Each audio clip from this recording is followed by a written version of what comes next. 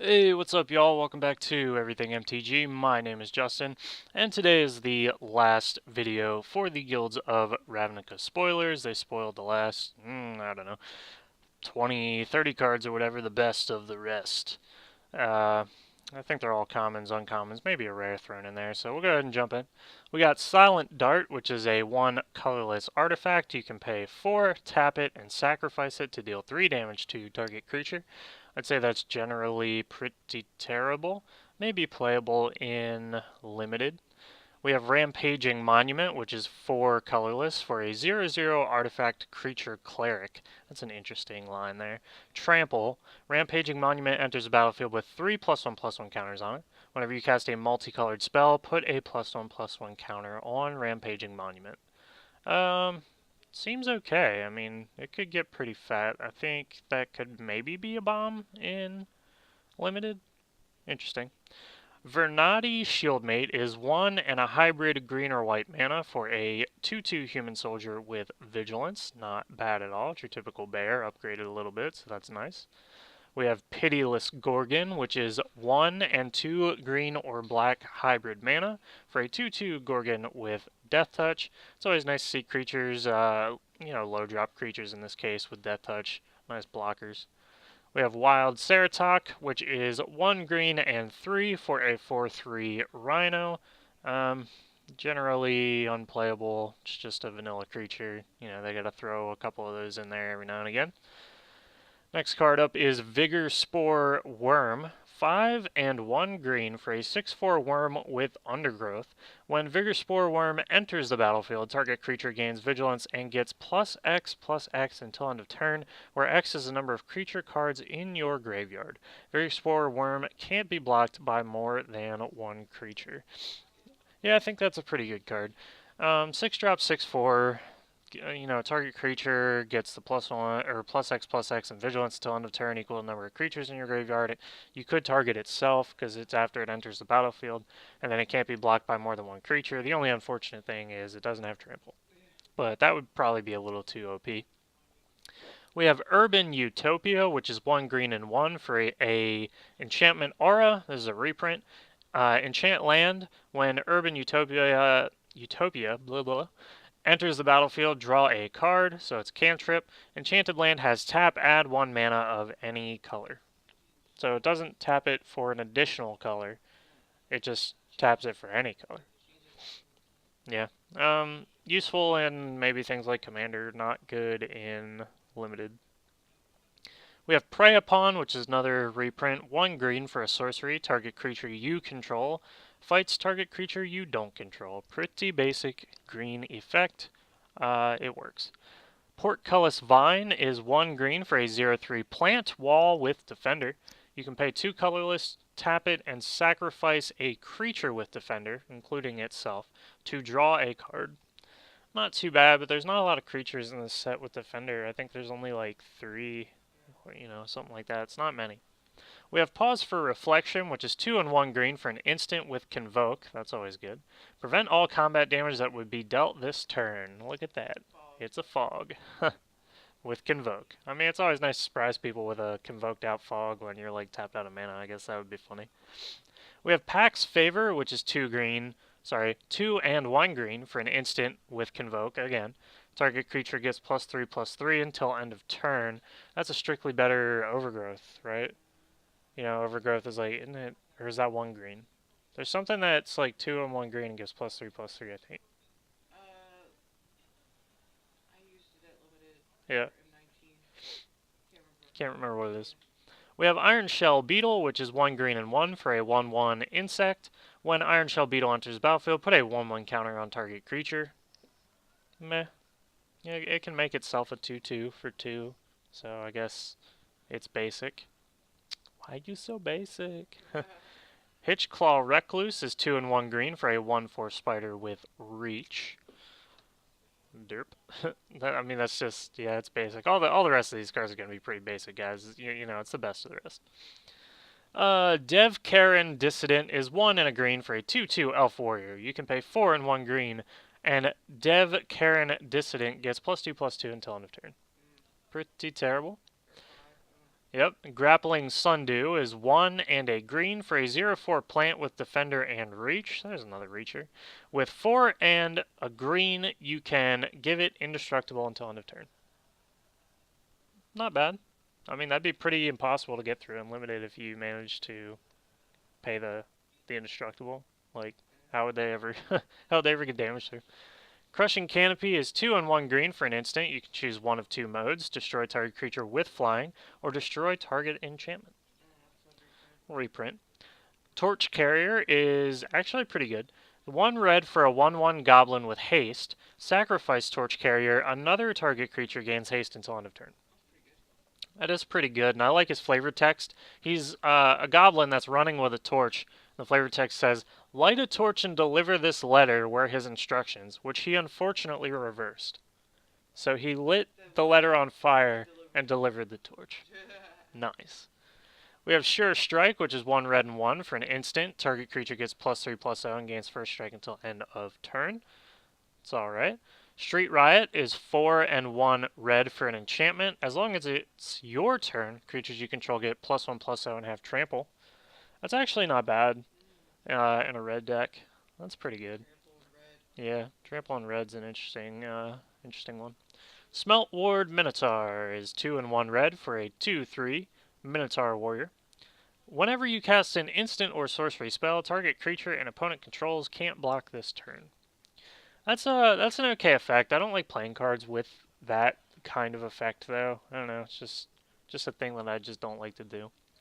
We have Rebel Belt Boar, which is 3 and 1 red for a 3/3 boar. Surprise there.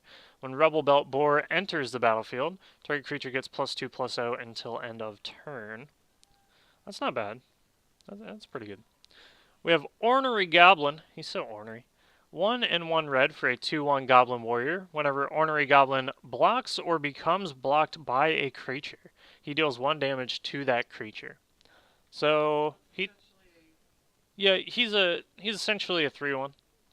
You know, so he can he's a 2-drop that can kill something with 3 toughness. That's pretty good, I'd say. I'd play that probably in limited maybe.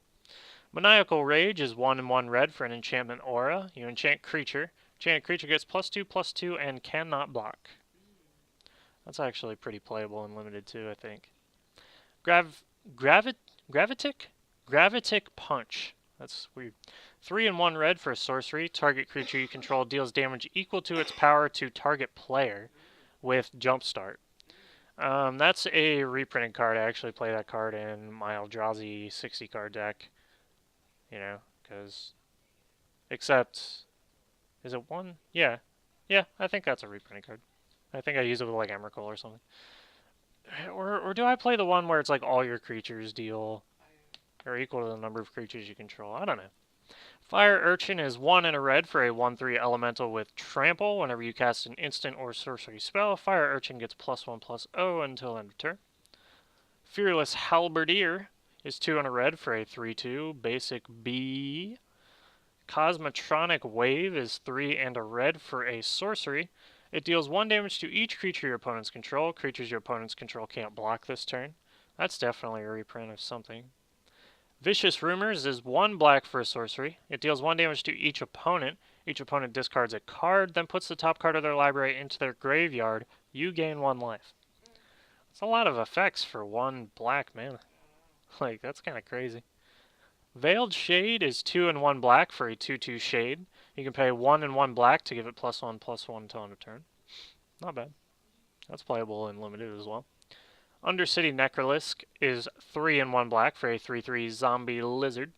You can pay 1 colorless, sacrifice another creature to put a 1/1 counter on Undercity Necrolisc. It gains menace until end of turn, but you can only activate this ability anytime you could cast a sorcery. Okay, so only on your turn? Yeah, so only on your turn. I mean, yeah, why would you? I mean, other than the 1/1, there's really no reason to activate it outside of your turn. Spinal Centipede is 2 and 1 black for a 3/2 insect. When it dies, put a 1/1 counter on target creature you control. I do like cards like that. Like, things that either replace themselves or do some sort of dying effect are pretty nice, so. Yeah, I like that. Cantrips. Yeah. Severed Strands is 1 black and 1 colorless for a sorcery. Has an additional cost to cast it. Sacrifice a creature. You gain life equal to the sacrificed creature's toughness. Destroy target creature and opponent controls. That's really good. Yeah, so you sacrifice one of your creatures, gain life equal to its toughness, and then blow up one of their What card creatures. is that? That makes you sack a creature then. Splinter, Bone Splinters. Bone splitters. Yeah, But but it that, doesn't give you life. But Bone Splinters, I think, is one black. I thought it was 2 black. Maybe it is. Pilfering Imp is one black for a 1/1 flyer. Imp, of course. 1 and 1 black, you can tap it and sacrifice it. Target opponent reveals their hand. You choose a non-land card from it. That player discards that card. Activate this only as a sorcery. So, what's that called? Thoughtseize? Yeah. Well, it's not. It's, Inquisition. No, it's Thoughtseize. Yeah, it's Thoughtseize. On a stick.